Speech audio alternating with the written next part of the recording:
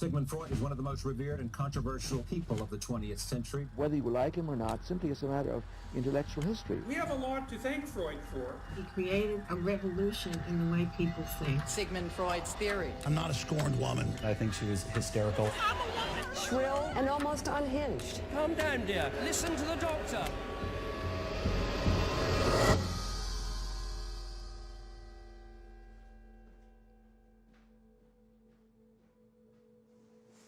Open and lift it. Yep. It's kind of going to be tickly. Sorry. Once like those lights go off and it's getting black. Yeah. We still Okay. see some shadow here. Yeah. That's maybe coming from the lighting here. Right. So I think that'll be a good one. I'm sorry. No, it's my fault.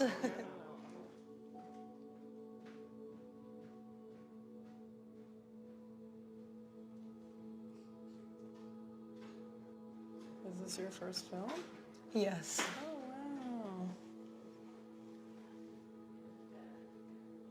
wow. Oh, now I'm nervous. No.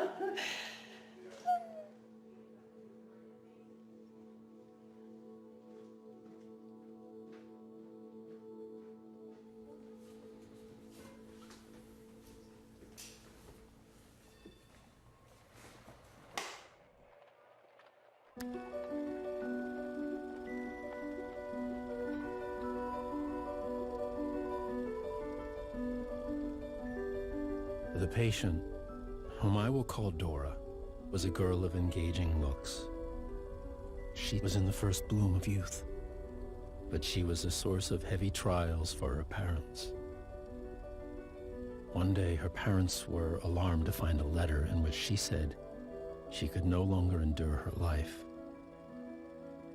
It was determined, in spite of her reluctance, that Dora should come to me for treatment. It started with my suicide note. No, it was before that, when my father decided we should all move to the mountains for clean air and tourists.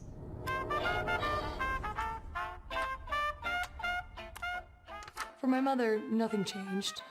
She still spent all day polishing. I don't know what she polished. But for my father, everything changed. Peppina had one of those plump asses that men love.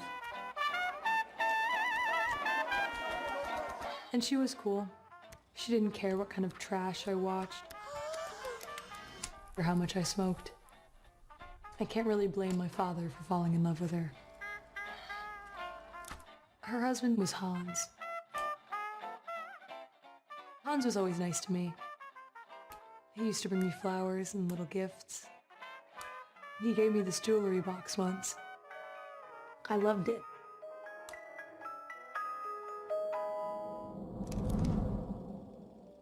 No one had thought any harm of it. The big event every year was this church parade. For some reason, all us Jews loved watching the priests and choir boys march by. Hans's office had the best view. He invited me to come watch with him and Peppina. But when I got there, he was all alone. He started closing all the shutters. I thought, how will we see the parade? Then he grabbed my wrist and pulled me up against him and started kissing me. I was 13. This was just the situation to call up a distinct feeling of sexual excitement. But instead, Dora had a violent feeling of disgust. I had on a brand new pair of sneakers. They were so stiff. I remember looking down and thinking they were stitched to the carpet. But then my feet started to move.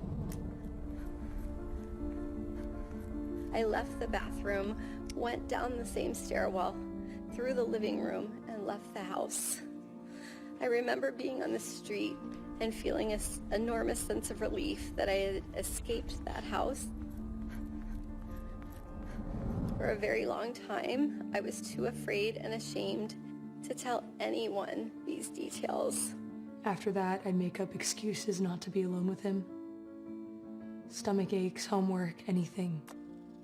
Nevertheless, Dora continued to see him. Why in God's name would you ever speak to a man like that the rest of your life? I was afraid of retaliation. At 14, I was not able to make those kind of choices. Well, women are still labeled liars and troublemakers, and you just can't take a joke. I was scared. This was the governor. One of the things that I have come to understand about harassment, that this response, this kind of response, is not atypical. And I can't explain. It takes an expert in psychology to explain how that can happen. She kept the little scene in Hans' office a secret.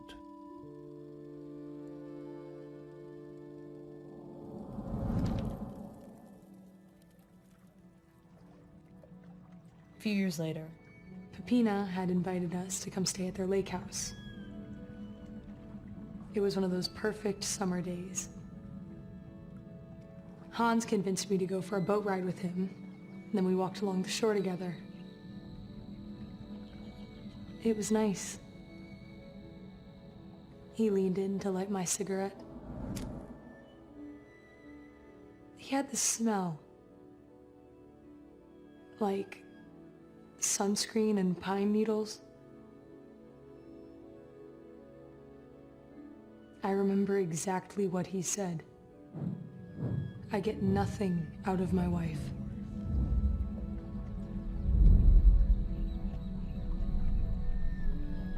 I don't know how I found my way back. I went to my room and shut the door. But when I woke up later, he was standing next to my bed. I asked him what the fuck he wanted. Her behavior was completely hysterical. My father confronted him, and you know what he said? I cannot imagine anything that I said or did that could have been mistaken for sexual harassment. And then everyone turned on me. First, Peppina. Oh, it was so brave for this woman to come forward. Oh, give me a break. Then my father. I find the references to the alleged sexual harassment the product of fantasy. Her father told me, please, bring her to reason. Dr. Hill, there's a plot. I know that sounds crazy. You're probably thinking, my God, this poor girl is really flipped. But I haven't flipped, Dr. Hill. I swear, by all the saints, I haven't. Freud believed me. He actually believed me. He was the first one, the only one. I told him that Hans had given me a jewelry box once. I kept it on my desk for forever. Longer than I should have. Do you know that jewel case is an expression for the female genitals? Hans gave you a jewel case, so you feel you need to give him your jewel case. No way.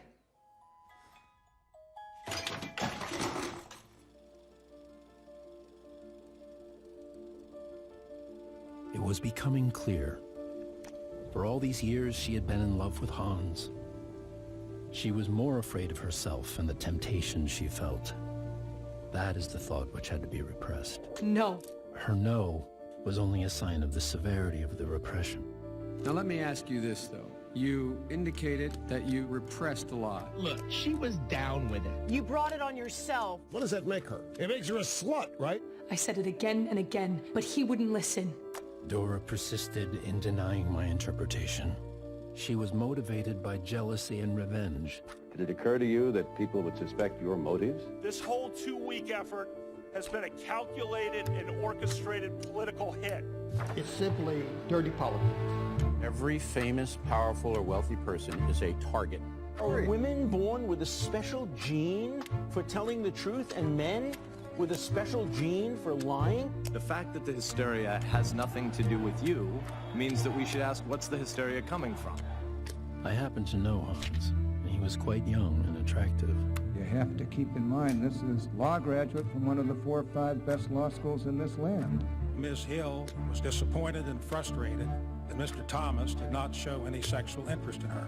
When I reported the problem, my supervisors didn't take it seriously. One of them told me I was giving sexual appeal to him. Her behavior must have seemed incomprehensible to Hans, from the innumerable signs that he had secured her affections. Did I send out signals when I went to his office to watch the parade? Or when I went out on the lake with him? I don't think so. No. Until finally, just when my hopes of a successful treatment were highest, she opened the next session with these words. I am done.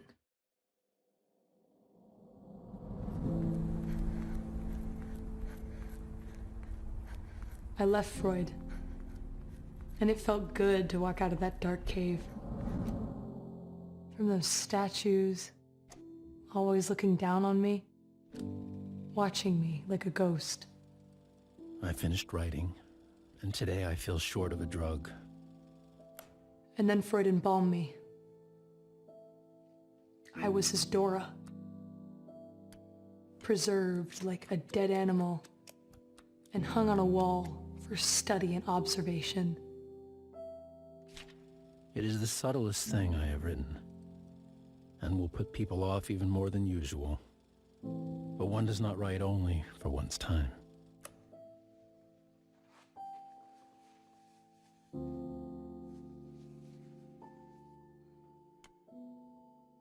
Unable to control her own forbidden sexual desires, Dora falls into a powerful hysteria. Through Freud's genius, the roots of Dora's problem are completely revealed to the reader.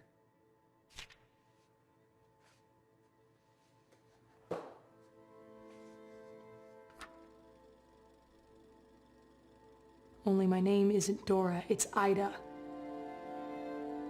But none of that matters, because everyone knows me as Dora, Freud's hysterical girl.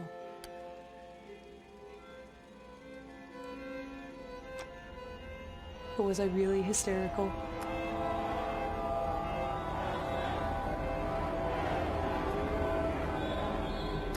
Am I hysterical now?